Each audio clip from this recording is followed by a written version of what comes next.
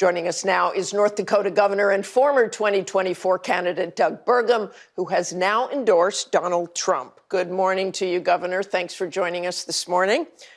You spent more than $12 million of your own money to run for president, saying you had the best chance of pulling the country together. You are now endorsing Donald Trump, so you believe he has the best chance of pulling the country together?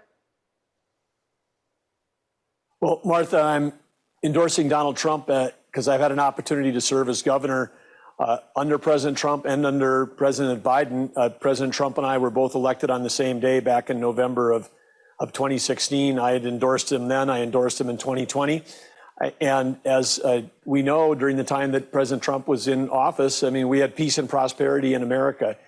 And under President Biden, we've got chaos around the world. You know this better than anyone. You've traveled more, you know the countries, but between the Middle East, Eastern Europe, what's going on with China, the world is on fire. As when I was campaigning, we were running on three things: the economy, on energy policy, and national security, and how those three things are all interrelated.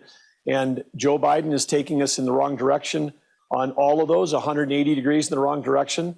And I'm confident that President Trump is he's going to be right on the economy, right on energy policy, and right on national security. Let's talk about something else that is very important. Free and fair elections are the heart of our democracy. You have said that Joe Biden won the 2020 election. So why would you support someone who falsely claims that the election was stolen over and over and over again? Well, as you and I would both agree, free and fair elections are the foundation of our democracy. And in states like North Dakota, we've got 100% confidence in that happening. But whether it's 1960, the year 2000, 2016, there was concern raised by the Hillary Clinton campaign, 2020.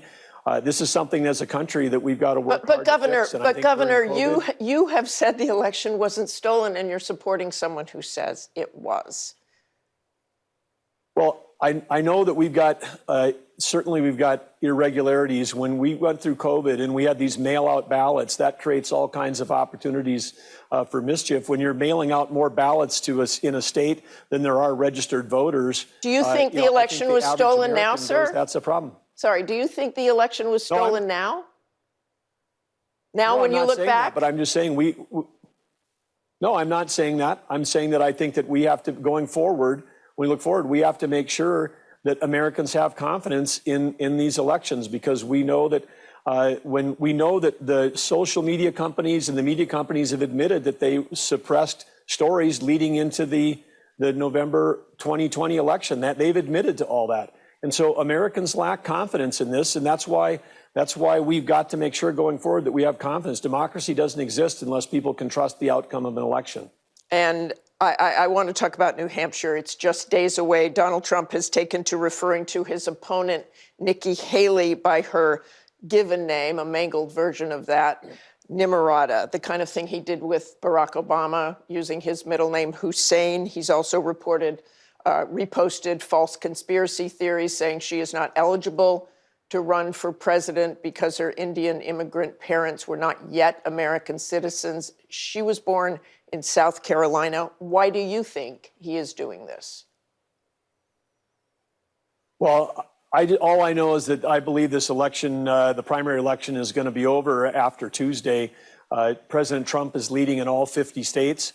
No, please answer the question, sir. I think sir. It's the time. Answer the question about why you think Donald Trump is doing that. I think it's politics. Joe Biden launched his campaign a couple weeks ago with a set of personal attacks on President Trump.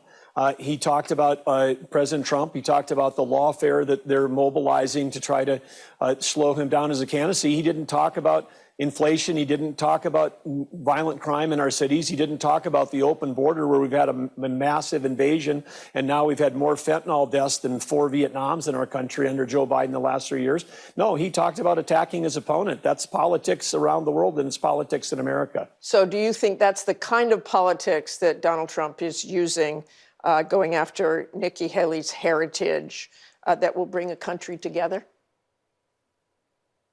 I think that I mean, you could ask me the question about, what did Elizabeth Warren and Bernie Sanders and Kamala Harris say, the vicious things they said about Joe Biden, even during debates nationally televised within that party. This is all in the norm for politics in our country. But once we agree as parties, we get behind candidates. The Democrats got behind Biden in 2020.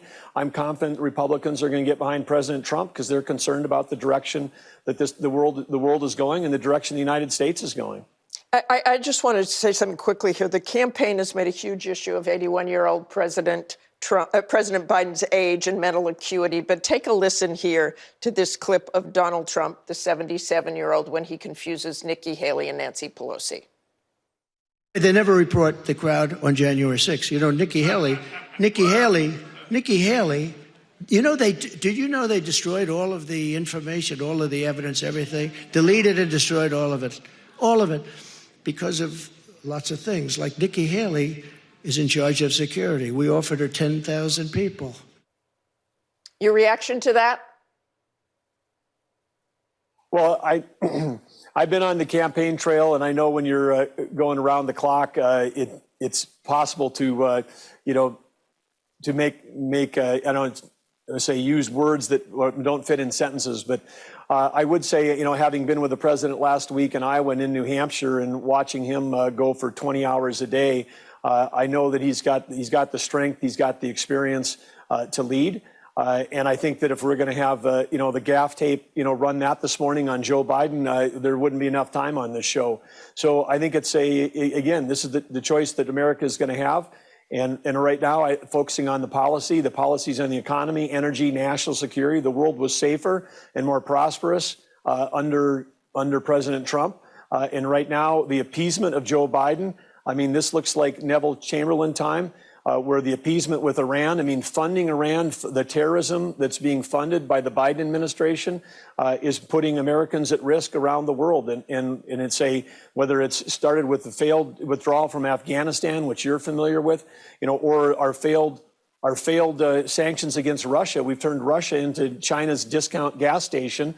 And now, Russia was the largest supplier of energy to China. And China's importing 10 million barrels of oil a day. They're the most dependent country in the world on energy. And then here we are with a set of energy policies that are empowering our adversaries, Iran, Venezuela, and Russia. Governor, we're just about out of time with you, but we thank you for your time this morning. Hi, everyone. George Stephanopoulos here. Thanks for checking out the ABC News YouTube channel. If you'd like to get more videos, show highlights, and watch live event coverage, click on the right over here to subscribe to our channel. And don't forget to download the ABC News app for breaking news alerts. Thanks for watching.